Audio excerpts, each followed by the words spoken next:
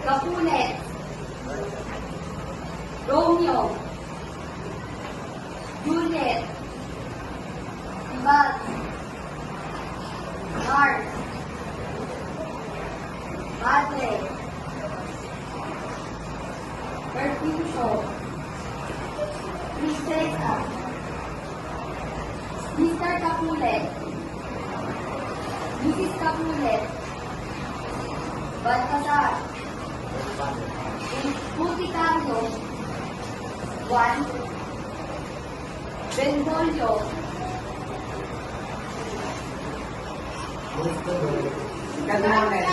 Panguna. Ang tagwet ng pulis ay nagsisigawan sa isa't isa. Kami ang mga tagis, ang pinakamalakas ng mga magaluyan. Oo nga!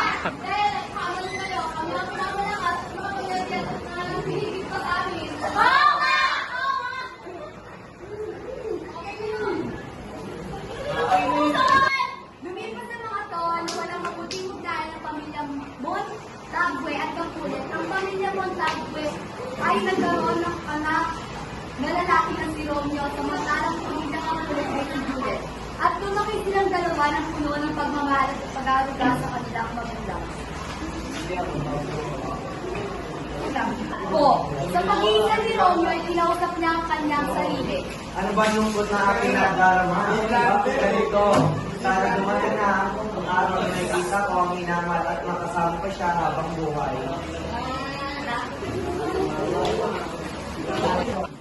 Sa pag-iisa ni Juliet ay kinausap din niya ang kanyang sarili.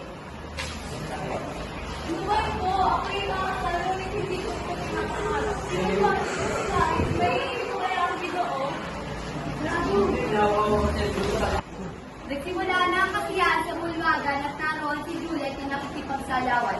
Darating si Romeo at makikita niya si Juliet.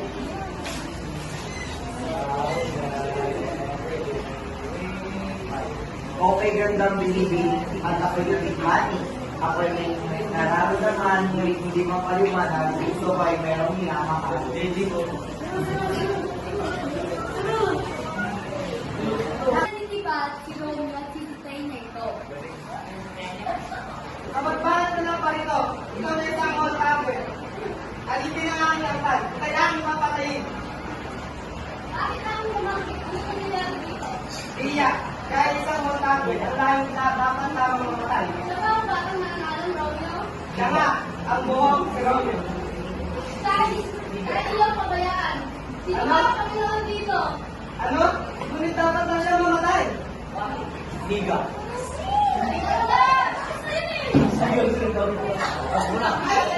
Diba, ito po ang paningin na Romeo at Juliet. Ito ay rapat lamang ni Kanay. Anong puso ay puno ng kasiyaha. Maaari ko bang halikan ang iyo para makibigyan?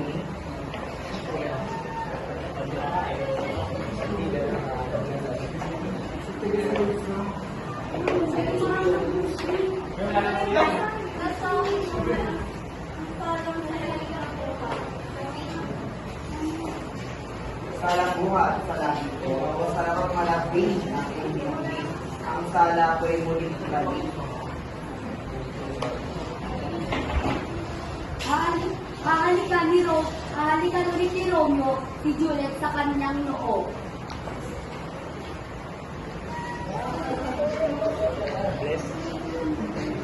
Parang pinag-aralan mo na ang iyong pamilya. Senyorita, ikaw ay pinapatawag na ito. Sino ang kanyang ina? Siya ba ay isang Capulet?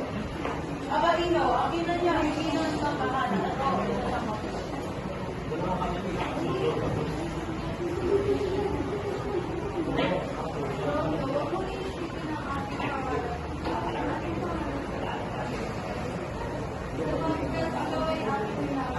Kung ganito'y simula, na hindi na ako Romeo na mga mundo. Sapagkat ang pangalan ko ay isang pagpapamahal.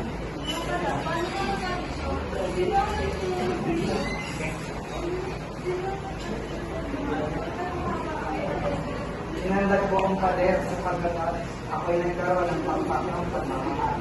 Pag nalaman nila ito, sigurado kita yung parang kayo sila Pag-isal mo lang ang piling ay ligtas ako sa galing. Ang pag-ibig natin ay nagturo sa aking Panginoon sa iyong puso. Alam ko, kung sumpa ko sa buong mundo, wala nang maliit.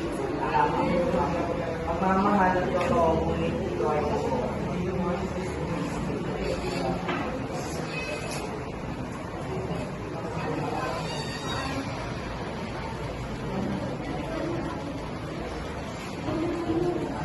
Iiwan mo na ba ako na walang kasiyahan?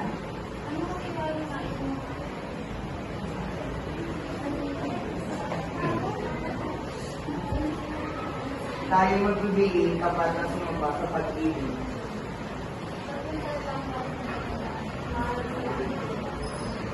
Pagbuwan mo mula ang kulot kaluluwa ko.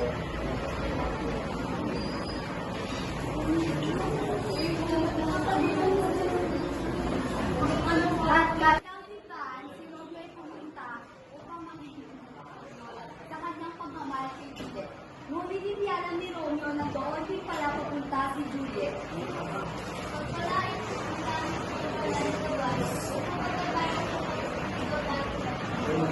Amen. Ngunit man, alam mo po na ang darating, hindi ka dito agad.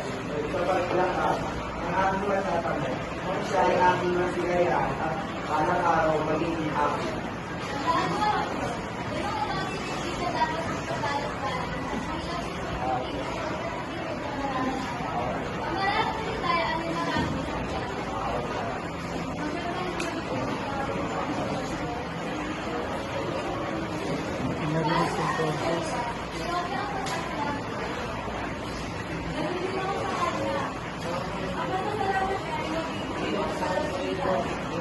O Juliet, ibigay ko sa iyo lahat na ikaw ay aking makalibay.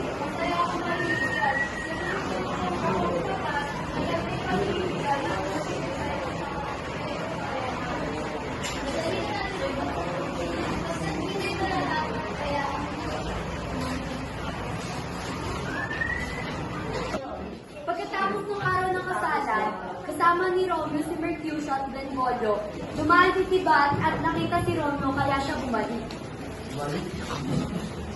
Ikaw na naman buong Romeo. Ngayon na nagkita tayo muli, ay papatayin na kita. Wala ko na mga intensyon. Dapat tayo magkakaluan at tayo manakawan. Dahil kailan, ay hindi tayo magkakaunawaan. Lumaban ka. Ba, kung ayaw ko nga sa Leo, ako na lang ang Leo.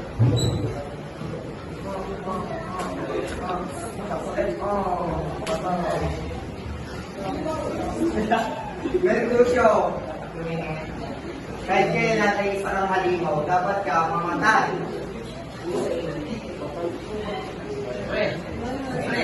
Paano mo nagawa yun? Dumating ang mga kapulit at ang mga buong tagwe at ang prinsesa.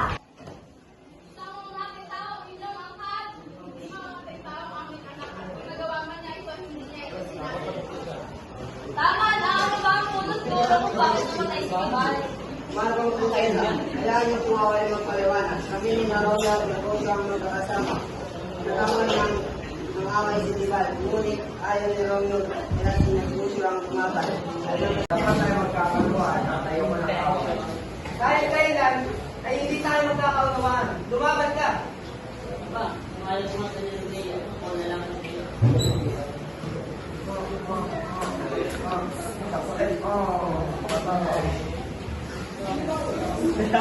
Mercutio, kahit kailan natin isa ng halimaw, dapat ka mamatay.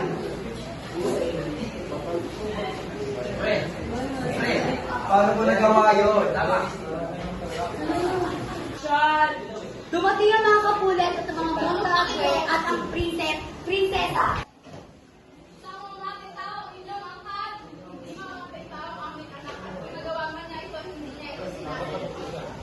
Tama na, ano ba ang punot ko? Ano ba ang namatay si Tibat?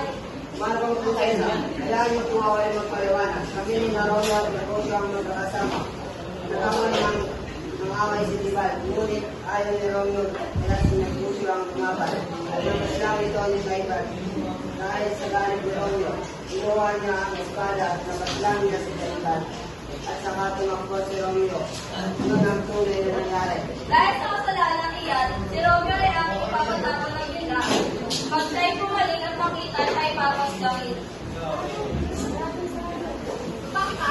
Pumunta si Romeo kay Juliet. O aking Juliet, tayo hindi muna magkikita at ako'y aalis muna para pero pangako ko sa'yo ako ay bawal. Hanggang kailangan magtatagal doon. Hindi ako mabubuhay ng wala ka. Napakahirap pero dapat natin ito gawin. Lagi mo tandaan na ikaw lang ang aking minamahal.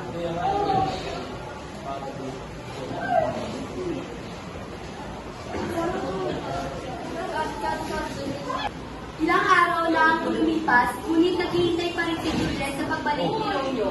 Lagi niya itong iniisip, dumating ang nurse at siya'y napahinto. Senorita, kayo po ay pinapatawag. Susunod ako. Anak, tapos ko, Anak, nararamdaman ko ang labis na kalungkutan dahil sa pagkamatay ng iyong pinsan. Upang kay aming paligaya. Nabutan mo ang nakakasagot sa mga pangyayari ay aming papakasal. Ano? Ako'y kakasal? Hindi ko ito kilala. Nalamunutan ko rin sa mali. Ayaw, anak. Maintindihan mo. Ayoko magpakasal. Ayaw sa gusto mo, ikay magpapakasal na ipidan mo. Hindi niyo ako mahal!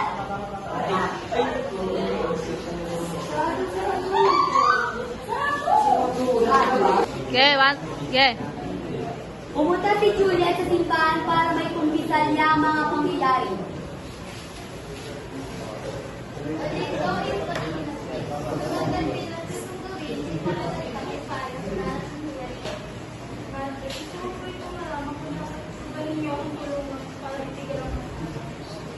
Umayos ang susunod.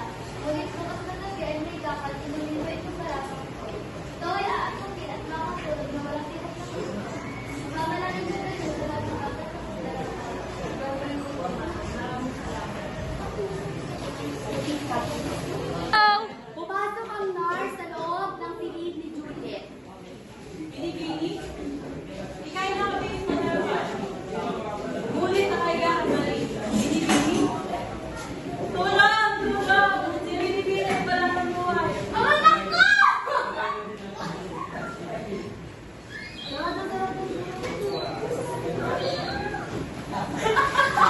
So, dumating si Matisal mula sa Verona at dala ang masamang balita. Magsulit ikaw galing sa Verona. Wala ka bang dalang sulat tungkol sa padre? Kamusta na ang aking isa at ama? At kamusta na ang aking minamahal? Mabuti naman ang iyong ama. Sa may botikaryo. Tao po. Ito ba yung tumatawag kay lahat? Bigyan mo ako ng lahat na agad ka makakamatay. Ito ang apat ng festival. Wala akong lasa na pwede kong bilhin na walang pahitulog na mali. Ikaw ay kumuha ko na sa balat bago bumili sa akin. Ang nasa kailangan ko. Nagpaksan si Romeo kahit na anong sabihin ni Romeo. Si Romeo ay napaisip kung siya ay pupunta sa madre, ngunit kailangan niya talaga ang rason kaya siya ay nagpunta sa madre. Hindi naman nagtagal ang kanyang paglalakbay at nakalating niya na dito sa simbahan. Madre, kailangan po kayo makausap. Goodbye guys, maraming salamat. Halika, usap tayo. Ano po ang salita ko yung sinasabi? Hindi ba rin nagmumutok usapan? Ang aking pinapasok. Ipapausa kayo sa kahit mahingi ng may tulong ng hindi ng laso sa Bintalo. At para saan? Alam na ang aking sarili mo.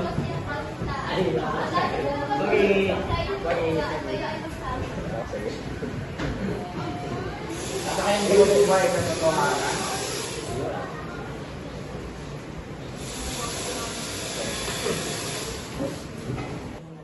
Bigla pumasok si Juan na daling-daling pupunta sa madre. Hindi napansin ni Juan si Romeo.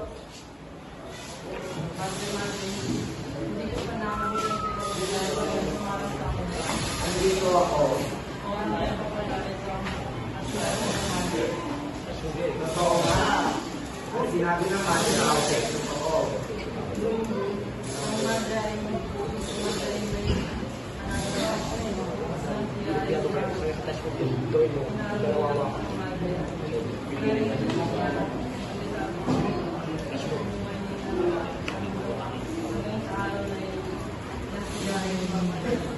Ako'y aalis na. Maraming salamat.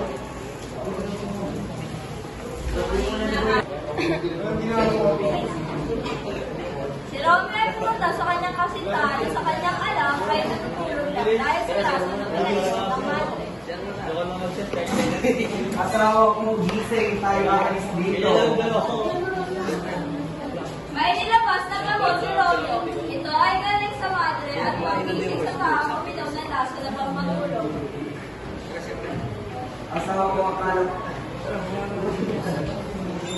Asawa ko kala ko ikay patay na.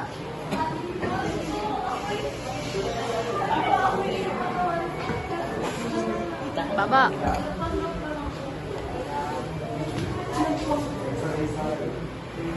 Sila ay nagyakapan at lumisan na doon. Dumating sila sa bahay ng botikaryo upang doon magtago muna.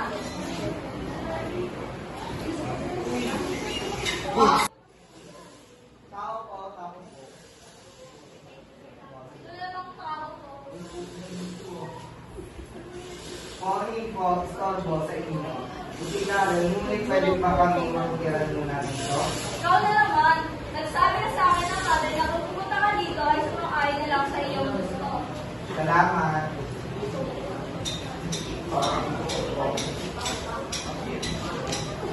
Si Romeo at Juliet ay tumira sa bahay ng botikaryo at nagpalit ng kanilang itsura sa tulong ng botikaryo upang hindi makilala. Sila ay nagkaroon ng maliit na kasalan sa bakuran ng botikaryo. Tinatanggap mo ba si Juliet ang palit ng kanilang Opo na opo, sumasang-ayon ako. Ikaw naman, Juliet, tinatanggap mo ba si Romeo magtago hindi na mag-isawa? Opo.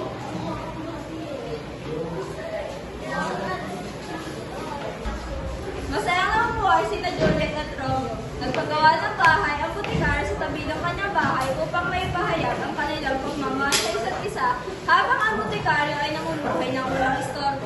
Nagpasalamat ang mag-asawa at laging maayos ang pakikitungo sa botikaryo. At dito nagtatapos ang presentasyon ng pangkat-dalawa. Marunong po kayo na, kailangan niyo po away magpaliwanag. Kami ni Romeo at Rosa ang magkakasama. Nagkaroon ng away si Tibal, ngunit ayaw ni Romeo kaya sinagpuso ang tumaban. Nagpas lang ito ni Tibal. Dahil sa galit ni Romeo, inuha niya ang espada at nabas lang niya si Tibal. At saka tumakbo si Romeo. Yun ang tunay na nangyari. Dahil sa kasalanan iyan, si Romeo ay aming ipapatapang ng biglaan. Pag siya'y pumaling at makita siya ay papasgawin. Pumunta si Romeo kay Juliet. O aking Juliet, tayo hindi muna magkikita at ako'y aalis muna para pero pangako ko sa'yo kay Pablo. Huwag kailangan magtatagal doon. Hindi ako mabubuhay ng wala ka. Napakahirap pero dapat natin ito gawin. Lagi mo tandaan na ikaw lang ang aking minamahal.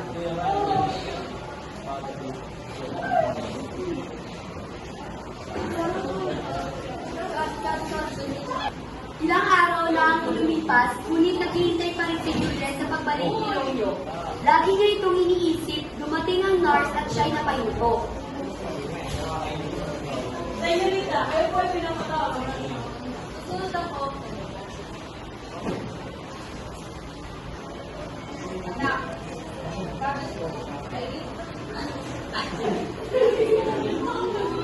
Anak, mararamdaman ko ang labis na kalungkutan dahil sa pagkamatay ng iyong tita. Upang kay aming paligaya at pagtutunan mo ang nakakasagot ng mga pangyayari ay kay aming papakasal. Ano? Ako yung nakasal? Hindi ko ito kilala, nakikilala. Wala mo naman pa rin sa mali. Ayaw na, maintindihan mo. Ayoko magpakasal. Ayaw sa gusto mo, ikay magpapakasal na itindahan mo. Hindi niyo ako mahal!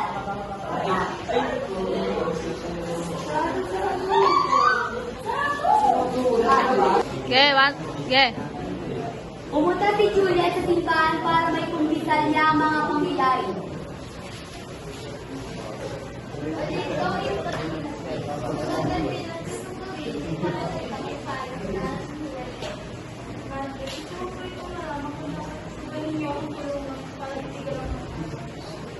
Umayos ang susunod.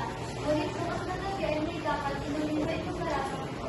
Ito ay aakapin at makapulog na walang pinagsasabi. Mamalangin na rin sa lahat ng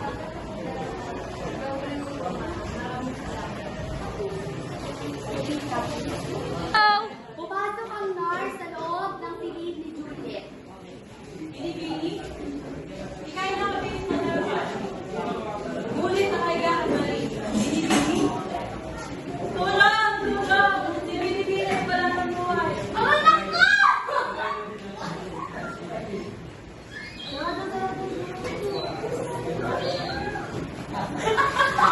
So, dumating si Matisal mula sa Verona dala ang masamang balita. Magsulat ito guys sa Verona. Wala ka bang dalang sulat doon sa patre? Kamusta na ang aking sa ama? At kamusta na ang aking hinamahal?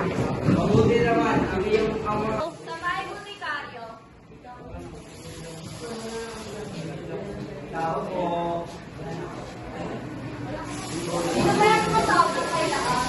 Bigyan mo ako ng lasin na agad ka nakakamatay. Ito ang dapat ng festival. wala akong laso na pwede kong bilhin na walang pahitulog na mare. Ikaw ay kumuha ko na bago bumili sa akin. Ang nasa kailangan ko. Nagpaksan si Romeo kahit na anong sabihin ni Romeo. Si Romeo ay napaisip kung siya ay pupunta sa madre, ngunit kailangan niya talaga ang rason kaya siya ay napupunta sa madre. Hindi naman nagtagal ang kanyang paglalakbay at nakarating niya lang ito sa simbahan. Madre, kailangan ko kayo makausap.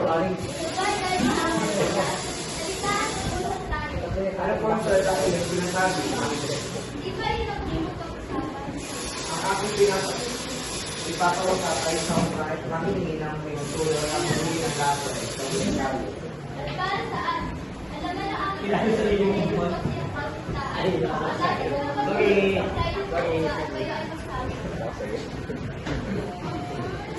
Hindi ko po ba ay katotohanan?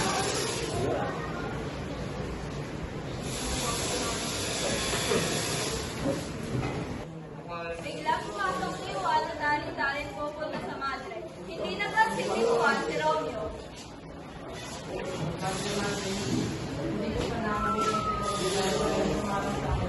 Andito ako.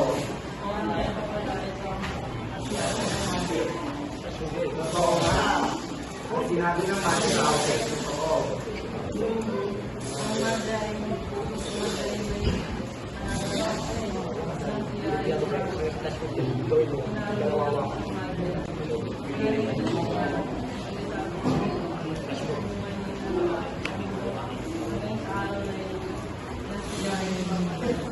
Ako'y aalis na. Maraming salamat.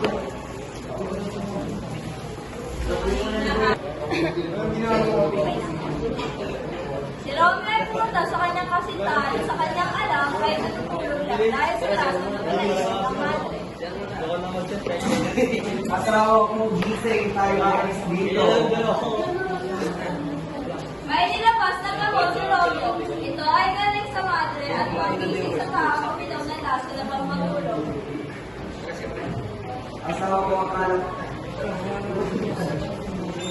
Asawa ko kala ko ikipatay na.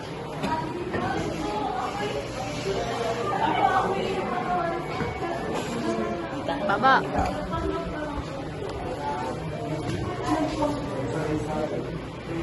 Sila ay nagyakapan at lumisan na doon. Dumating sila sa bahay ng Buticaryo upang doon magtago muna.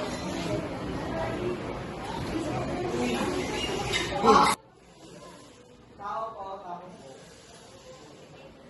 Ito na lang tao ko. Morning po, istorbo sa inyo. Hindi na rin, ngunit pwede pa kami magkiran muna dito. Ikaw na naman, nagsabi na sa akin ng mother na kung pumunta ka dito ay sumakain na lang sa iyong gusto. Salamat.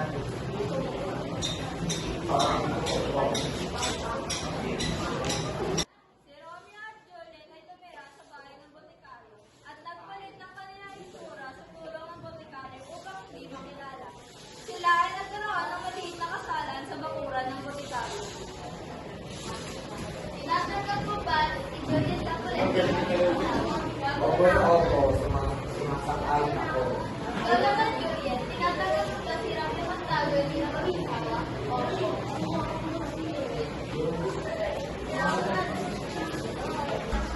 Masaya nga ang buhay sina Juliet at Romeo. Nagpagawa ng bahay ang butikar sa tabi ng kanyang bahay upang may pahayag ang kanilang pagmamahal sa isa't isa habang ang butikaryo ay namumuhay ng